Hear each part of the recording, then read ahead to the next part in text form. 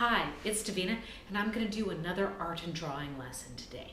These lessons are based off of the summer camp work that I did for Gallery 1 here in Ellensburg way back in 2019 when we were allowed to have day camps with kids together doing activities. It's COVID right now, and 2020 didn't get a summer camp, and 2021 looks a bit iffy too. So I'm going to just show you some of the art projects that we did, and these are incorporated into a variety of different lesson plans, whether it was doing something with STEAM where we did drafting tools, or whether it's art in nature where we're duplicating some floral designs. All of these different types of art lessons can just be incorporated into other overarching ideas. Today, we're moving from just line into shape, specifically symmetrical shapes. Now, the most familiar type of symmetry to people is mirror symmetry. Just like my hands are mirror images and my face is almost a mirror image, one side being just the flip of the other side. There's also transposing symmetry where the same shape is just next to each other and just repeated over and over again. There's that where it's rotated and is the same shape, just slightly moved around. There's symmetry where it's the same shape, just one is enlarged and the other one is smaller. There's all kinds of symmetry. I'm specifically today going to talk about radial symmetry. Radial symmetry is like a flower blooming where all of the petals are the same size and shape, or like a snowflake where all of the branches are perfectly the same. That's not actually true of all snowflakes, but we're talking about one specific type of snowflake, the perfect snowflake. So we're going to talk about radial symmetry today and how to do that using drafting tools. Now, radial symmetry starts with a circle, and a lot of people, the first time that they're learning to do a circle, they can try to do it freehand, but they often find it easiest to trace. That's just fine for the most part, but sometimes the thing that you're tracing isn't actually perfectly circular. And what do you do if you want to layer circles where you've got circles inside circles? I mean, some people have a really good eye for keeping things evenly spaced, but other times you'll end up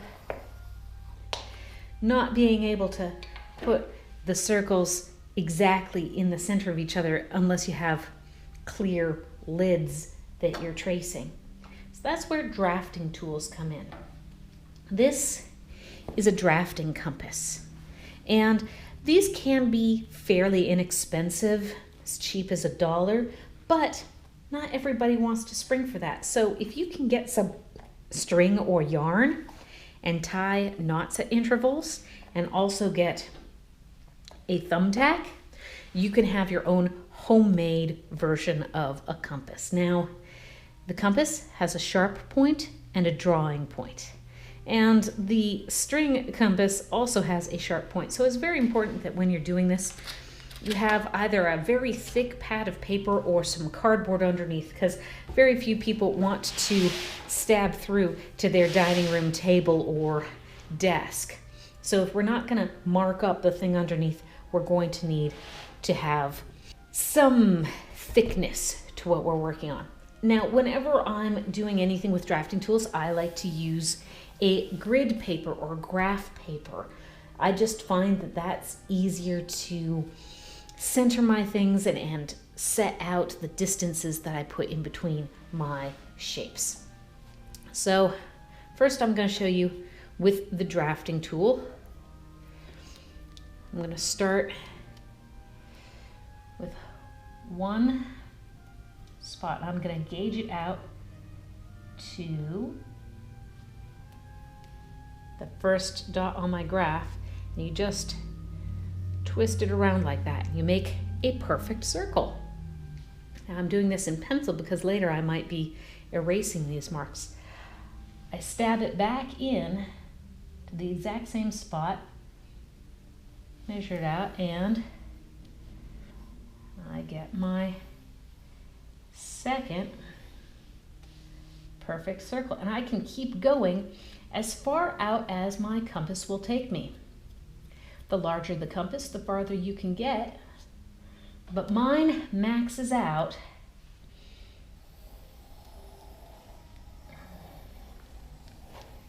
at that big. I got a whole bunch of extra paper once this has reached its maximum. Now, I can just stop there. There's no reason not to stop there, but I'm just going to show you how the string one works. You can get even larger ones using a string. So, string, pencil, thumbtack, and I'm going to push my thumbtack in and through multiple layers of this paper to hold it in place. Now I put my pencil in to the first knot. There's one circle. Put my pencil in to my second knot.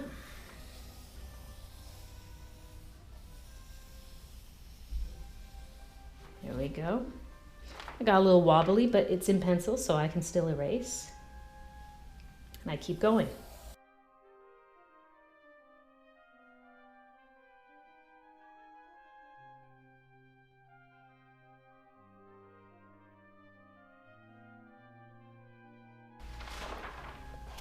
All right, I could keep going, but I've hit that outer edge and it's becoming a little bit more difficult. Now, because the string has a slight bit of stretch to it, you're going to get some double lining at times and some squiggling. If the thumbtack pops out, that can cause some squiggling and such, but that's why we do these circles in pencil, so we can erase our mistakes when we get to that part.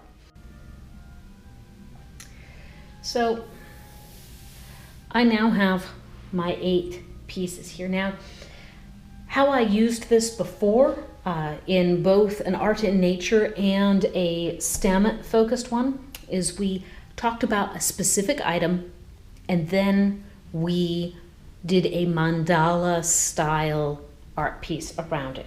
And my favorite one to do is all the parts of a flower.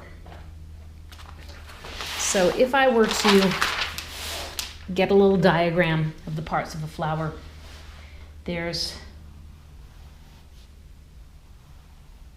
the ovum where the seeds are formed.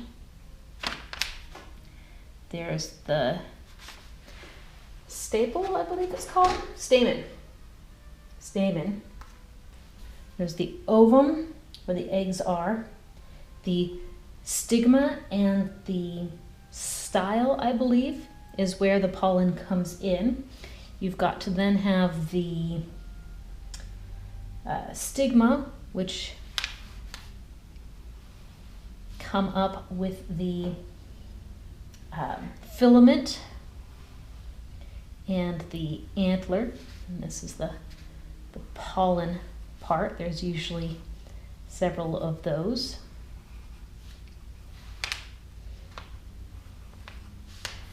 Then outside of that you have petals.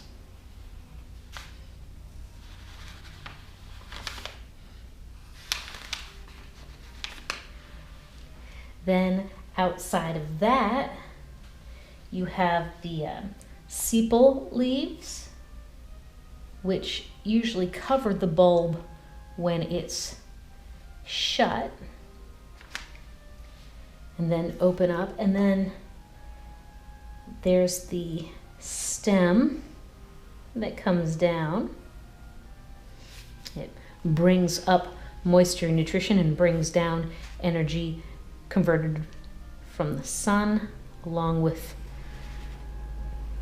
leaves.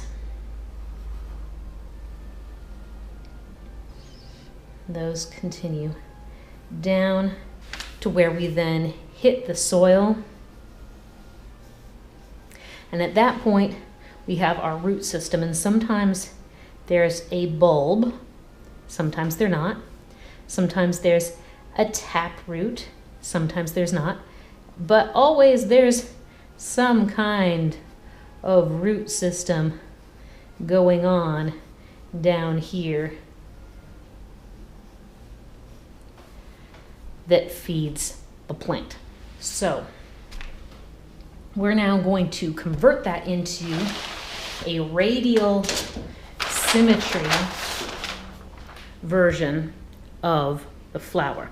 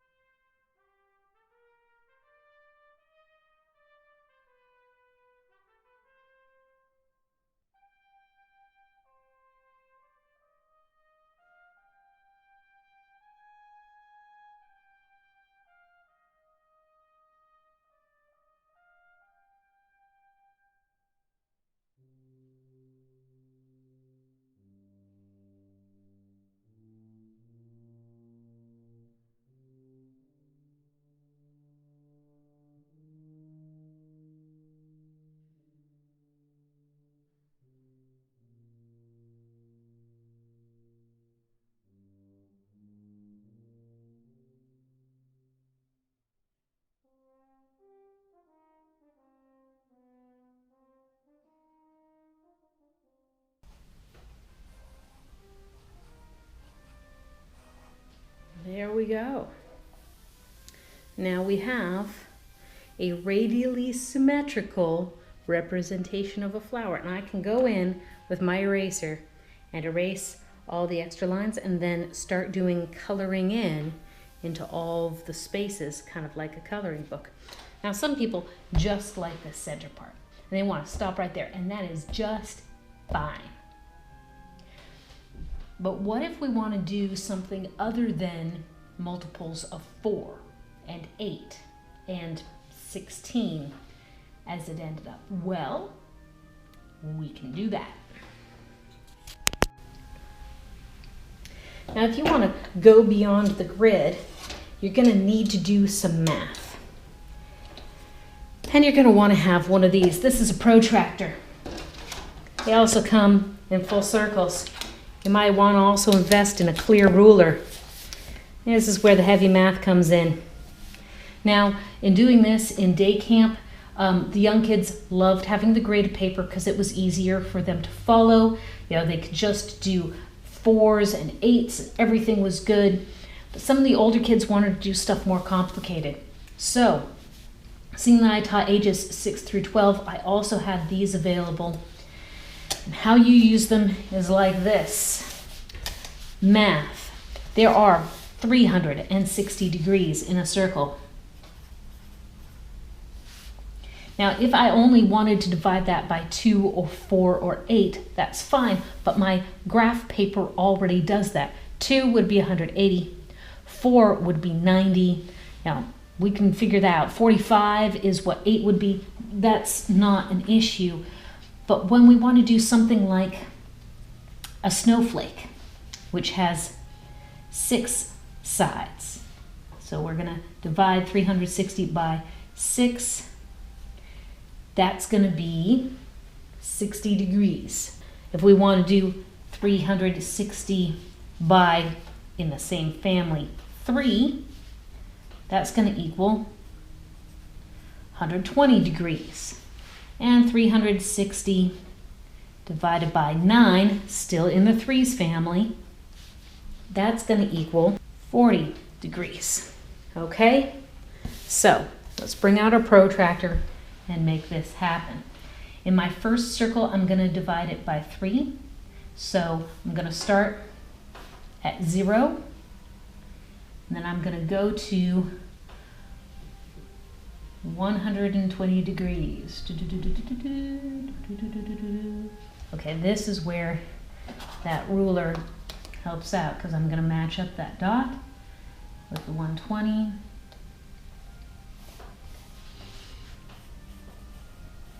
There we go. And then I'm going to flip it around, go in the other direction, another 120, line it up. Okay, so now I've got my circle split into 3 parts. This is great if I wanted to do a nuclear warning sign or a biohazard sign or something like that.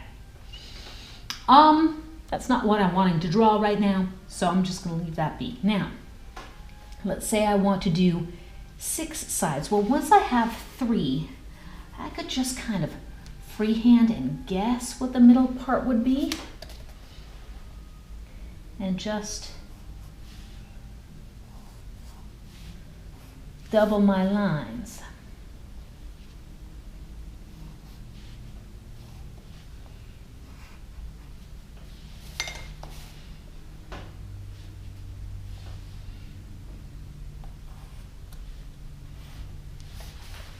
Or I can measure it out using my protractor.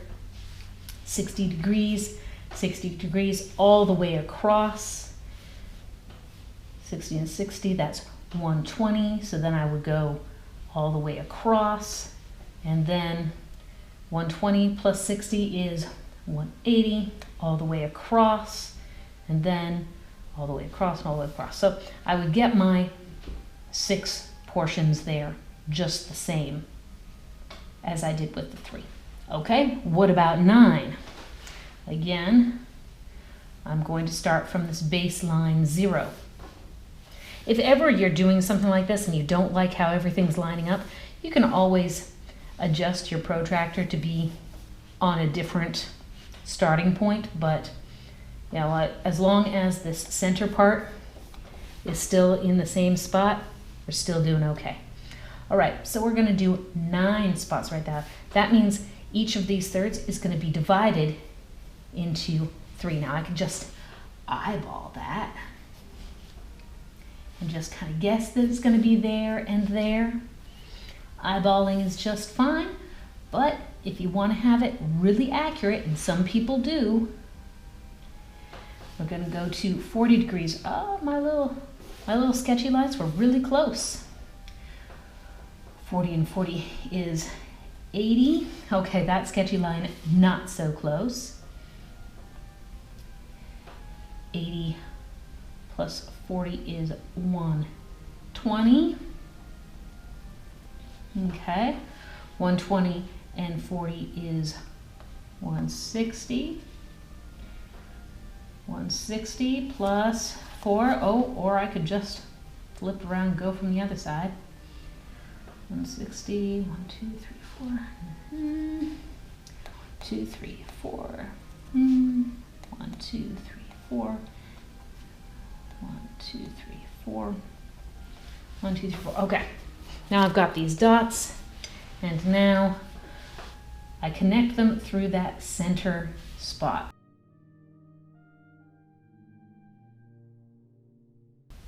Okay. There we go. So now we've got our 3's family all marked out on a circle, and that can make a really fun design. And now, what if I want to do 5s? Because 360 also goes well with the 5's family. So 360 degrees divided by 5 equals 72. Okay. We were easily going to be marking things when stuff was marked by 10s there. This one's going to be a little bit more complicated, but hey, once we get 360 divided by 10, we got 36. Okay, well, it's close to 35, so we can still manage this. I'm actually going to mark the 10s first. Line up my protractor. We've got 0 here with the 10s. We're going to go 35 and 6. So 5, 10, 15, 20, 25, 30, 35, and Aha, we're doing good. I just need to duplicate that on the other side. But hey, because I know that I'm passing through the center, all you need to make a line is 2 dots. So I can go, boom, straight through the middle, out the other side. I line up the center and the dot that I want, boom, through the center, out the other side. Line up the next one, outer circle, inner circle, out the other side. All right, now I've got it divided into 10 parts, which was a little bit easier than the 5 parts. But to do the 5 parts, all I have to do is skip every other one. I've now got my 5 parts. So there's the 5 family done. And there's only, between 1, 2, 3, 4, 5, 6, 8, 9, and 10. We skipped the 7s. The 7s are another prime number. Does not go into 360 gently. Oh no. 360 degrees divided by 7. If we're going to get a 7 anything, we're going to need 51.5 degrees. Okay. It's already hard enough to make out 51 degrees, and the half mark, oh, that's just, 7. You're killing me, 7. Killing me, but we're going to still do this. We've got our center spot. We've got our first spot on the outside, so we've got 1 here. The next one is going to be at 51 and a change. Now we need to go to 103, technically. 103 plus 51 is 154 and a half. Oh, that's close to 155. Okay. Now I'm going to flip it. I'm going to start over again. I'm going to go to 51 and some change. 51 plus 51 is 102, but we need to be 103 because of that little half there. 103 plus 51 is 154, close to 155. Okay, this should be 7. So we're going to start at our centered spot and go out. Start in the center, go out. Whoo! We've got our 7-sided thing right there. So you can do these with numbers outside of the normal grid. It's not always easy. Sometimes it can be fun. Sometimes it can be a brain bender, but you can still do it. It just takes a few more tools and a bit more know-how on how to do the math on it. This is very fun for STEM-focused kids, particularly because they can see the math and then see how it does something. See how it changes things. Have them make a 3-petal flower, and then make a 4-petal flower, and then a 5-petal flower, and then a 6-petal flower, then a 7-petal flower. Oh, that's going to be the hardest one. Then an 8-petal flower, then a 9-petal flower, then a 10-petal flower, and have them use the exact same shapes in each one and see how it changes the way the flower looks or the way the snowflake looks. Snowflakes, usually have 6 points, but you don't have to go with that. You can get all crazy up in it. So that's the fun math stuff. What's some other things that you can use these drafting tools with if you're going to be doing the fun math? You can do this style of mandala where instead of having everything centered in one spot, you have it centered on an edge. How you do that is you draw a circle, and then you expand out to where that edge is going to be touching again, and you draw your next circle. Then expand out again, and you just keep matching the lead up and drawing circles where the edge keeps touching. It gives you a cool moon shape, and it's just another way of doing this. Last of all, I'm going to show you something that I learned in an afternoon of not exactly boredom in 9th grade geometry. I was given actually this exact compass back in 9th grade when I was taking geometry, and I figured this out. You can start at the dots on the edges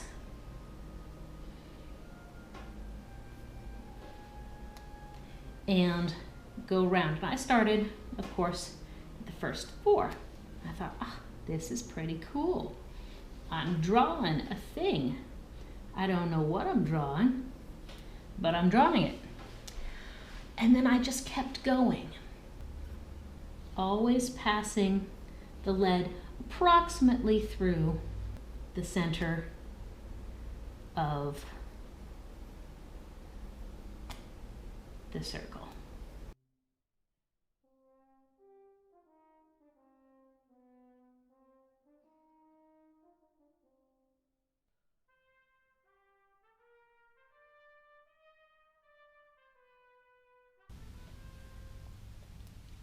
Okay.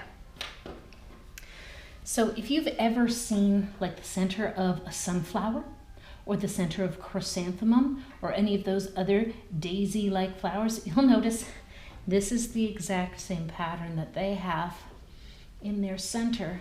If you can imagine each of these as the top of a sunflower seed. So somewhere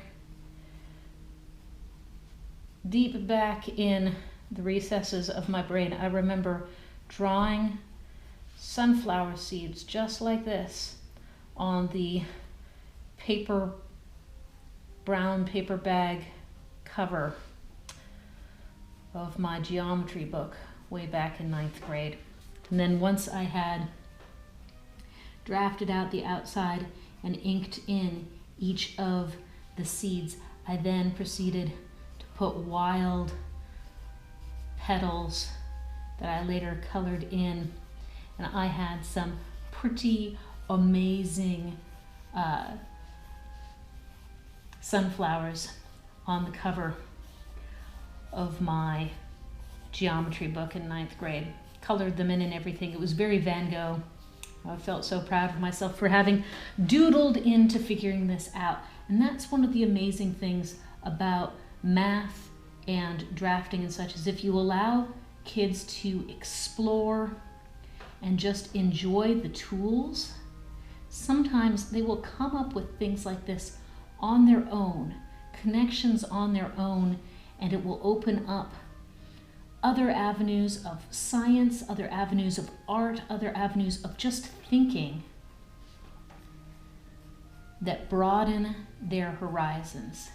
So if you see a child doodling, let them doodle, because you never know when they're going to come up with something amazing. Now, once you have things marked out, it's a really fun sort of structure to do some doodling in. So what I'm going to do with this one that I've marked out with a whole bunch of different grids is I'm just going to make it a big old doodle, and then it could also be later on copied and used as sort of a drawing book piece. So that's just what I'm going to do with this. Well, that's pretty much it. All the instructions that I had for using the drafting tools to make these radial symmetry pieces. If you're doing this as an art lesson and you've got the regular high school period of 50 minutes, this is a 40-minute video, but I will tell you it takes a lot longer to make one of these mandalas. So just do this video once or the quick overview and then let your kids have a full hour to doodle up their mandalas. Just give them that time to have fun and explore. So just put on some nice relaxing music, let the kids go at it. If you've got somebody who's super fast, they finish early, give them a new sheet of paper and they can do another one. And another one. And another one. Because some kids will do super detailed ones and other kids will kind of just slapdash it, but if you keep just handing them paper and more materials, they will either get really detailed or they will get a lot of practice. Both are good.